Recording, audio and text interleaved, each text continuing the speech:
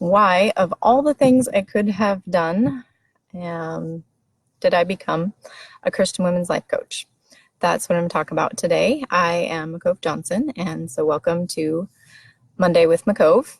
And I talk about things related to life coaching and the kinds of things I coach around. And I also love to answer your questions. So if you have questions while I talk or just questions in general, go ahead and post them or message me, and might be a topic of a future Monday with McCove.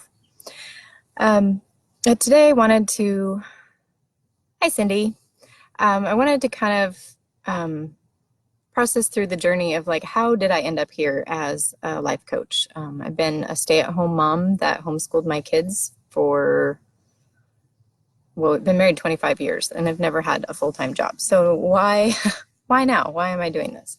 And so I've just kind of been going back through my journey, and you know, it might seem kind of strange, but it really starts in childhood. And I look back in my childhood and oftentimes feel like it should have been happier, that I should have been happier. And just like the overriding things of my childhood are confusion and feeling like I didn't fit, feeling like I wasn't understood. And like I just always felt out of place, and it felt like I did the wrong thing most of the time, which, looking at from a logical adult brain, is kind of crazy because I got great grades. I was never in trouble. But just that inner sense of always like it was never good enough and never really fit anywhere. I was super lonely, even though, again, from the outside, like I had lots of friends, people liked me, I didn't get picked on. But just that something was wrong, and I was pretty sure it was me. And always wanted to be more happy and more content, but I just felt like I was broken and messed up, and it didn't matter what I tried to do to fix that. It just didn't work. And we just had somebody spoke at church last night and talked about magic moments, and realized that through my life I was looking for those magic moments because I would hear people share stories of how they heard a message, or they became a Christian, or attended a conference, or these different things, and just had like this magical moment, and it changed everything. And I lived looking for those because I'd never had one. And I so desperately needed something to change, and it wasn't working the way I was trying it. So like I would try the things that other people said how they had their magical moment, and so I would try those things, and then never ever worked for me. So when I became a mom, it went from a desire to be more happy to a need. Like I just knew I needed to be healthier and happier if I was going to raise well-adjusted adults. And so it became like a need. I have to change. And still probably another 5 to 8 years of just continuing to try like other people's magic moments things, or other things that people said worked for them, you know, trying to be more disciplined, doing Bible studies, all kinds of stuff, and making a little progress, but like not really changing the interior, not changing the thought patterns and the feelings inside. Like it was still miserable inside. I was getting better at managing behavior, but still miserable inside. And I knew that was going to pass on to my kids, whether I wanted it to or not. And so what finally started making changes is I started to get some new skills. And I did a program called Confident Kids that was designed for at-risk kids. But in our culture with social media and bullying, and my kids, this was even before social media, like just all of the pressures of our modern world puts every kid at risk, no matter how healthy their family is. They truly are all at risk if they don't have the skills they need to deal with life. And so I did that program for a year or two, and then it unfortunately went away. But like So it was setting my kids up to learn those things, and I was learning them at the same time. How to regulate emotions, how to have a healthy conflict, because it actually is healthy to have conflict, because we need to be able to state our opinions even when they don't agree with somebody else and still have relationship. And some of the other tools that I gained was learning to hear God's voice for myself, learning to have conversations with God to change the inside dynamic in my life, to be able to recognize where I wasn't in agreement with what God says about me, and to hear what he says about me, and then actually like start putting that into practice and starting to change what was inside so that what's outside comes out naturally. Cindy says, yes, all kids are at risk. Our society is at its fingertips. Yeah, it's just so much worse than it was even when my kids were little. And so that really is part of why I've become a life coach, because I see how long it took me to gain the skills and to figure out how to use them, and knowing, like, if I don't have them, I can't give them to my kids. If I don't know how to use them, I can't teach my kids to use them. And so they're setting them up to be bait, and to just have life be so much harder for them if they're not equipped relationally. I think past generations have focused on equipping to be productive citizens in a sense of work ethic and marketable skills and stuff like that, but it's not enough. And in my opinion, it's not even the most important thing. The character and the relational skills and the skills to have a good relationship with God will override any natural skills and abilities. But so learning things like that, learning boundaries, different things for healthy relationships. But and this is a big thing of why I'm a life coach, is that like those things that people, sorry, I gotta fly. Sometimes those things that people were sharing as magical moments was just the highlight of a really long process. And whether they were communicating it or whether I was hearing it as a magical moment, it obviously, wasn't getting through and wasn't being effective. So sometimes that's the problem. But other times it's like when somebody tried to tell me I needed boundaries, and they handed me this amazing, powerful, needed biblical tool to have boundaries, and it was like handing me a power saw that I have no idea how to use. And like maybe I don't even know that it needs to be plugged in. Or for some of these tools, people giving me, boundaries or self-care, things like that, like I didn't even have anywhere to plug it in, much less, like I didn't just need practice and learning to use it. Like I needed to go back even farther than that. I didn't even have a place to put it.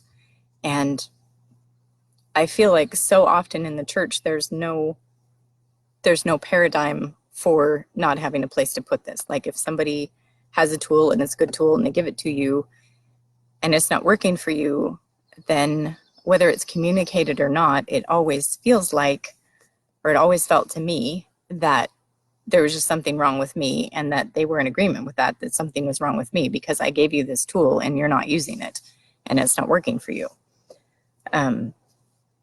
So to look at, why are you stuck? Are you stuck because you don't have the right tools? Or are you stuck because you don't know how to use the tools?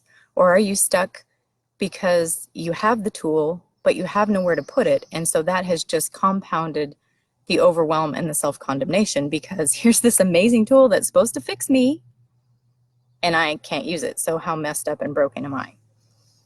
And kind of in that process to like discovering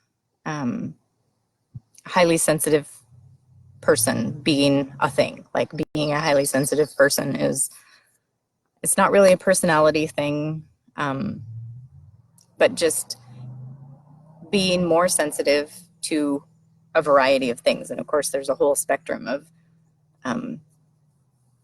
being like so sensitive you can't function, and just, you know, being, and some people it sounds, smells, textures, like it's different for different people that are highly sensitive. But learning that was a thing and being able to look back at my life and be like, oh, okay, that was a big part of why I never felt understood, because that part of me, being very sensitive to textures, emotionally, spiritually, incredibly sensitive, there was no room for that um, in my environment.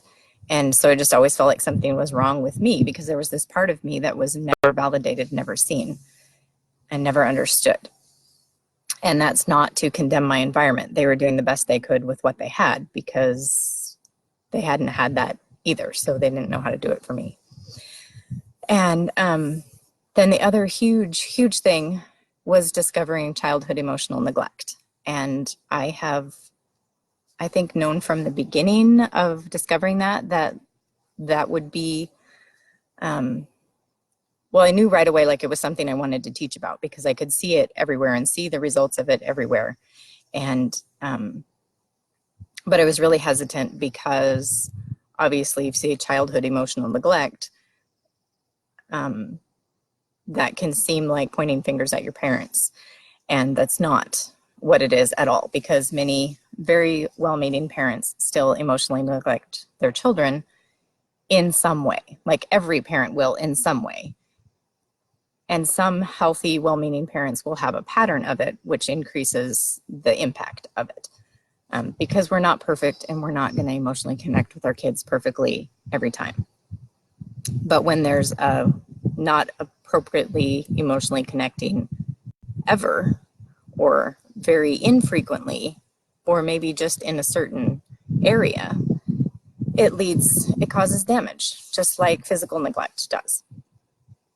Except it's harder to see, because there's bad things that happen to us, and then there's the good things that we should have gotten that we didn't, and that's the neglect.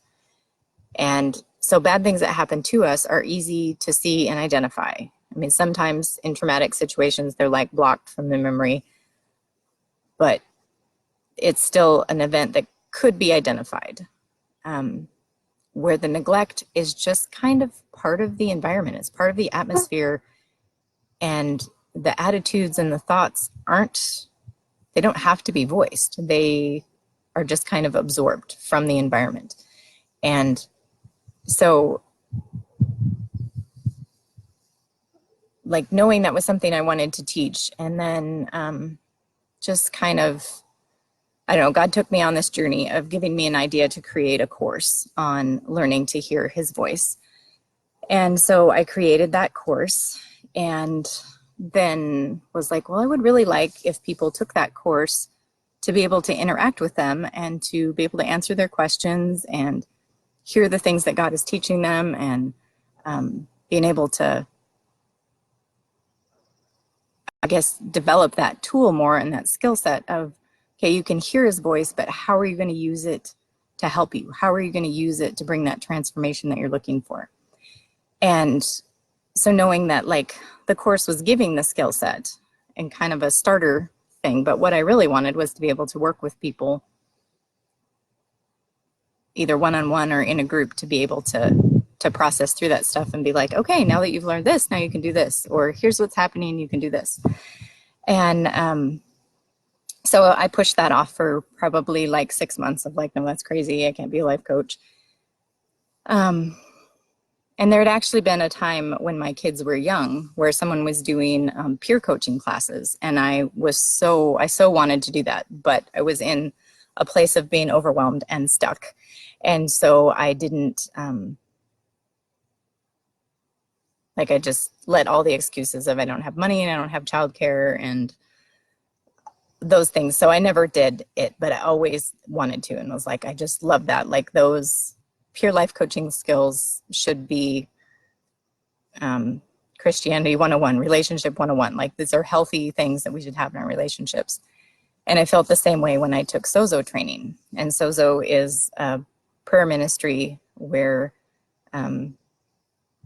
someone comes for prayer, But rather than like coming and just somebody praying for them, the person that's hosting the sozo or the session is inviting Holy Spirit to come and speak to the person. And so you're really not like a mediator, but kind of just helping facilitate the person that needs prayer and wants to process something, facilitating them talking to the Lord and hearing from the Lord about things. And it's just helping them ask God questions and stuff, which is what a lot of life coaching is, asking questions. So that fits well. But when I took it, like, that was my, like, this should be Christianity 101. Like, everybody should know how to do this for themselves and for their families and for their friends.